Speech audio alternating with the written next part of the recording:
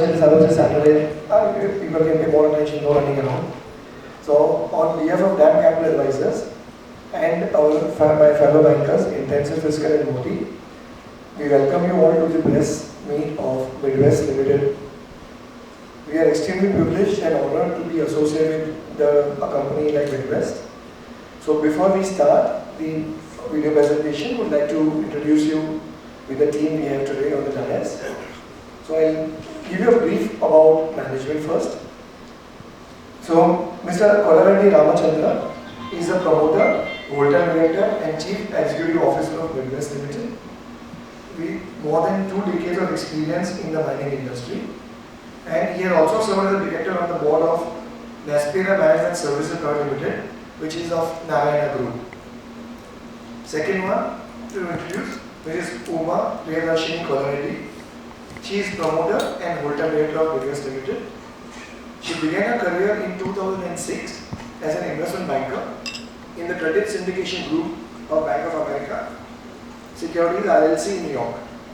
She also serves on the investment committee of T-Hub, which is Government of Telangana Startup Fund, and an independent director on the board of Awazi Limited.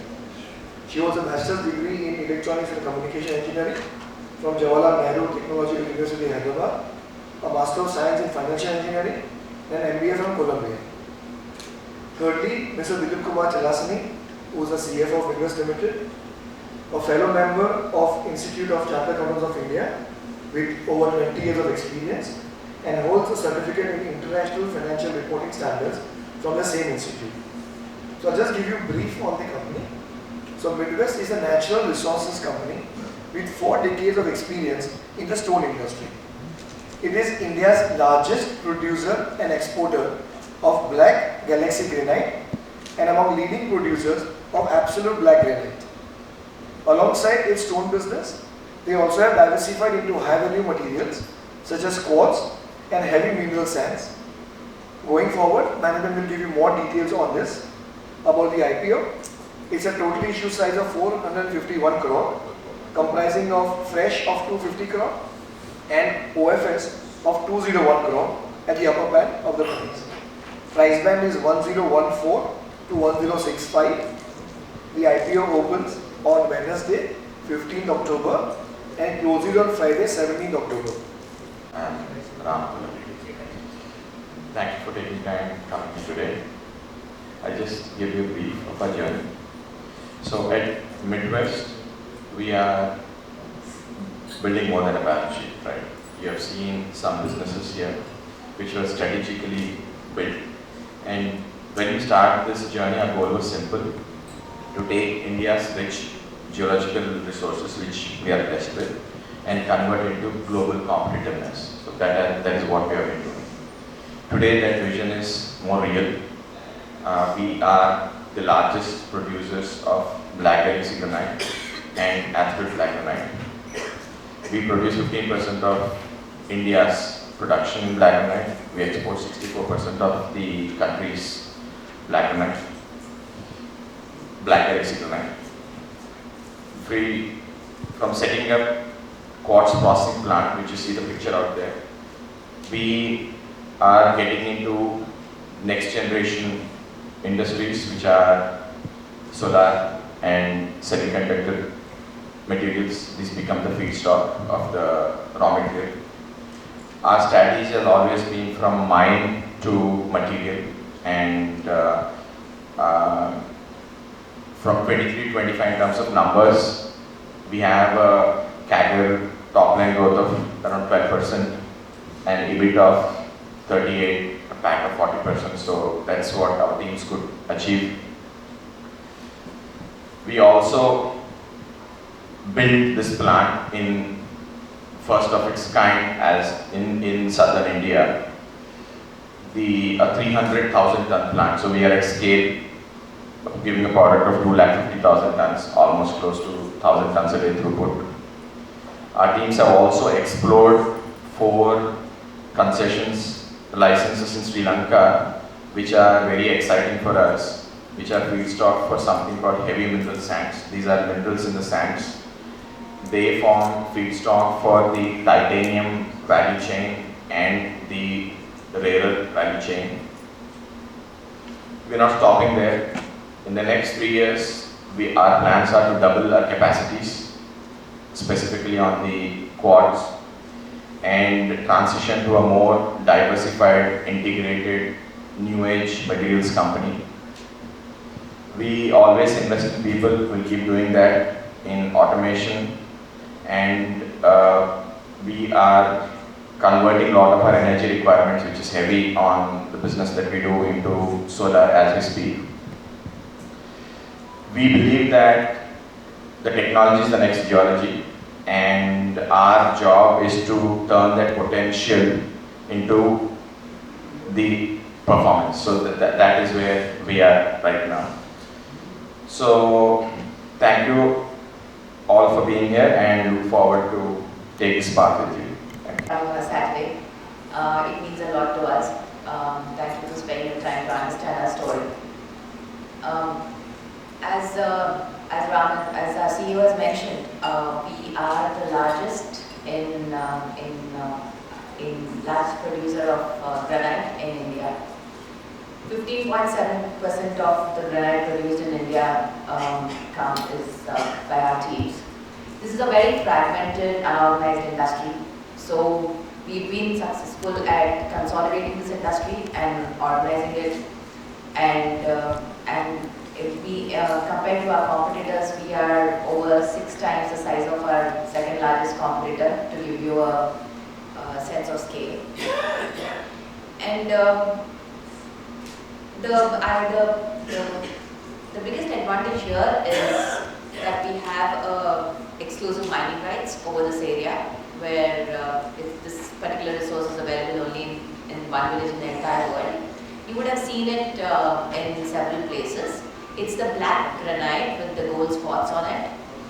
It's the highest priced granite in the granite segment, highest priced variety in the granite segment. So granite segment, it's used for cladding, for wall claddings, for flooring, for staircases, for sills, for steps and raisers, for outdoors. Especially, it's got very specific use cases where there is no replacement for any other stone. No other stone can be used. Especially for facades, because the other stones are made of plastic and those melt and warp, and after 2 years or 3 years they fall off from the wall. So when you use granite, it lasts for several decades. In fact, there are temples in thousands of years old temples made of black granite. So that's the strength of the stone. And you break a coconut, you put haldi on it, it's very rough and tough. So because of that, in EU, in Europe, in Asia, and a lot of countries across the globe, this is the go-to stone for a lot of commercial establishments, for retail, for Airbnbs, for homes that are given out for rental purposes. You want it to last for a long time, especially in these countries. The cost of the stone is very less compared to the cost of the labor or the service to replace the stone. So, and plus this is of course rare because it's available only in one village. And even the black granite, the other variety, though it's available in few other countries, the cost of mining per cubic meter is very, very high compared to in India. So we are the lowest cost producer because of our scale, and because we are fortunately producing this in India instead of Sweden or other countries which are very expensive to produce. So that's enabled us to grow to this size, and given that this is we have exclusive mining rights for this material for 20 years, which are renewable again for another 20 years. So we don't have to go look out for tenders year on year, look from where our business is coming. We have a visibility of our cash flow ahead, and we don't do any sales on open credit. Everything is backed by an LC, everything is backed by advances. So the quality of our earnings are very, very good. So, and plus there is no replacement. If you see any of these ceramic manufacturers or any of these artificial stone, engineered stone manufacturers, there is no black colored stone that is sold more than 1 or 2% in their catalogs. Reason being that it's very, very expensive to copy this stone, this black colored stone in an artificial way, because though granite, this particular variety is expensive, granite is cheaper than engineered stone. Granite is cheaper than Italian marble. So because of that, though it's little more expensive than ceramic, it is still very affordable. So there are a lot of people who are who are upgrading from ceramic into the granite segment. So we see a lot of increase in domestic consumption and domestic sale. So that's what is, and plus we have 20 mines, so which means that we are diversified. It's not one mine or one state. We are present in 2 states very prominently, and we are diversified. And our market, of course, is there in 17 countries across 5 continents, and we have factories that come around our mines for processing this material, and there are about some hundreds of factories that are depending on our material for running their factories to full capacity. And for supply of this material, they give us advances just for allocation of this material, so that their factory runs in, so that the factory has high capacity utilizations. So it's not just that we are, in essence, people look for allocation, and this is another reason is that this is a royalty for this particular variety is very, very high, the highest when compared to any other stone variety. So that shows the premiumness and establishes the premiumness of the stone. So that's the picture, the black with the gold spots on it, and we also have the black, which is the plain black. You would have seen it, you will definitely see in ITC and every star hotel or every mall, you would have seen this, or in kitchen countertops. So the same customers that are processing our material, the factories, they set up engineered stone factories. So they are processing engineered stone. They use this white powder material, which is called quartz grit and quartz powder. They use this for making engineered stone slabs for tabletops.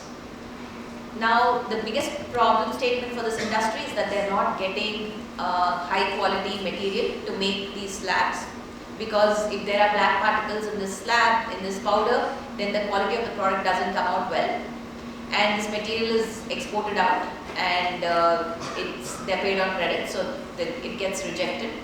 So because of that, they're very unhappy with the quality of the material that is being supplied. Also, this, like granite industry, this industry is also very fragmented. There are too many players supplying very small amounts of material, 5,000 tons, 3,000 tons, sort of too many of them. So, and also there are only 3 organized players in this industry, 3 to 4 organized players, and there's hardly any capacity there. So the whole organized players might be serving something around 10% of the industry's requirement. So if somebody has to, all these large slab makers where the capital runs in tens of crores to even hundreds of crores, they're depending for raw material for the supply. They have to consolidate this material from tens of mining and processing plants. So they came and said, we are not getting this material on time, we are not getting good quality, there is price volatility, there is price fluctuation. So, could you help solve this problem?